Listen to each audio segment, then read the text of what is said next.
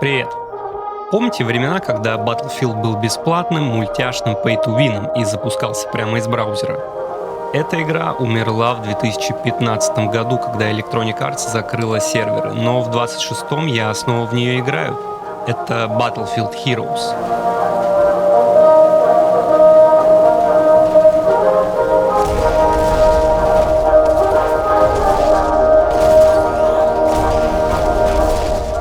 Battlefield Heroes вышла в 2009 году как бесплатный онлайн-шутер. Это был такой эксперимент от Electronic Arts. Battlefield, но free-to-play. При этом игра была разработана на модифицированном движке от Battlefield 2, что объясняет схожую физику, технику и стрельбу, несмотря на мультяшную графику. Игра прожила 6 лет, и в 2015 году сервера были закрыты. Причем вместе с ней Electronic Arts закрыла и другие свои free-to-play проекты: Battlefield Play for Free, Need for Speed World, FIFA World. Это был конец эпохи онлайн-экспериментов EA с бесплатными играми.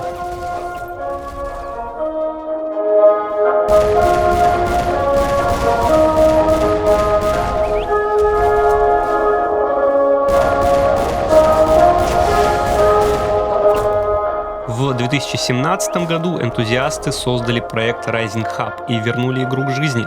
Я знал о нем давно, но решил попробовать только сейчас, в 2026. Активность игроков вы можете видеть на своем экране.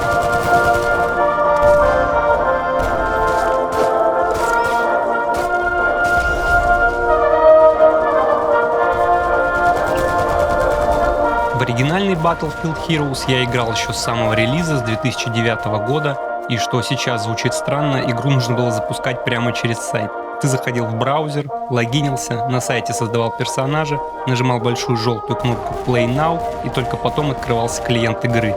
Тогда в игре даже не было русского языка, поэтому приходилось играть на английском. Но игра затягивала во многом из-за своей простоты. Короткое обучение, понятное управление, низкий порог входа. Ты буквально за 5 минут понимал, что нужно делать.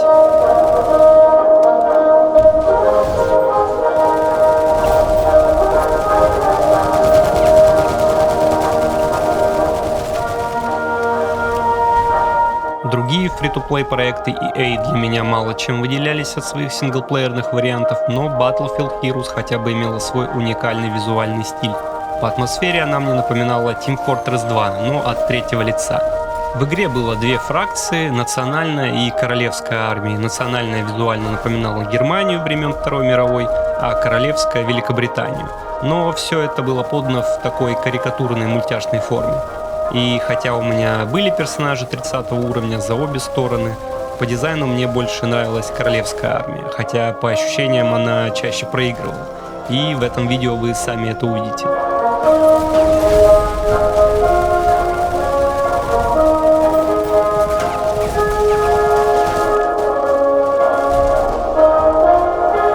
В игре было 3 класса: солдат, пулеметчик и снайпер. И каждый обладал уникальными способностями. Я чаще всего играл за солдата. Формально это штурмовик, но по сути медик. Он мог лечить себя и союзников, что позволяло дольше жить и, соответственно, чаще влиять на исход боя, не используя при этом бинты и тоники из магазина предметов.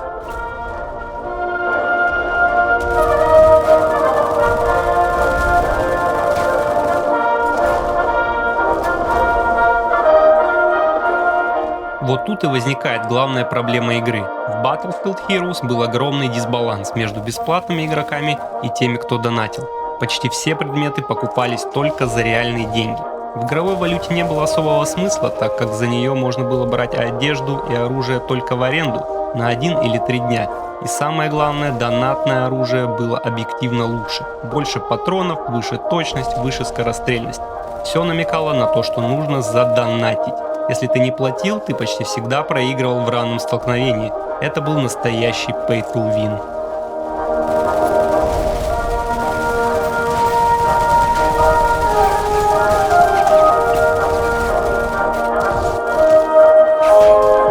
Я сам долго играл вообще без доната, но когда-то, будучи школьником, сидя на форуме BF Russia, я купил коды из-под крышек от газировки Dr. Pepper у пользователя под ником Раскольников.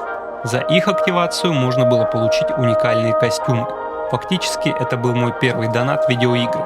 Тогда это казалось чем-то необычным, но спустя годы эта игра просто закрылась и весь вклад исчез вместе с серверами.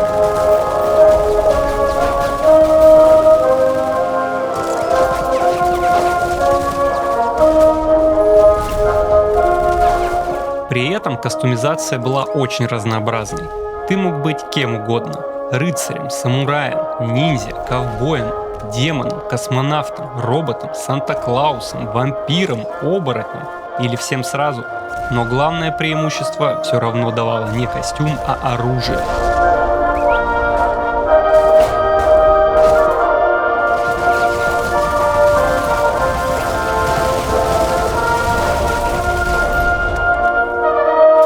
Сегодня в роликах по Battlefield Heroes игру часто сравнивают с Fortnite, но есть ключевая разница. Fortnite зарабатывает на косметике.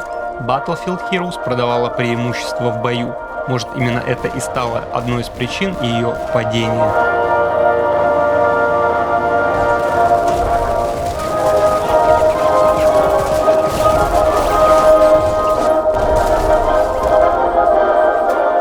Battlefield Heroes была неровной, дисбалансной, иногда несправедливой, но при этом уникальной. Это был странный эксперимент Electronic Arts, который не пережил время, но если бы монетизация была другой, может, все сложилось бы иначе.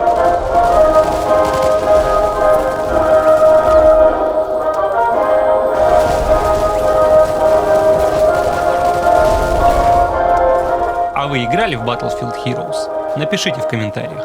Если помните это время, ставьте лайк и подписывайтесь. Будем возвращаться в забытые онлайн-игры. Пока!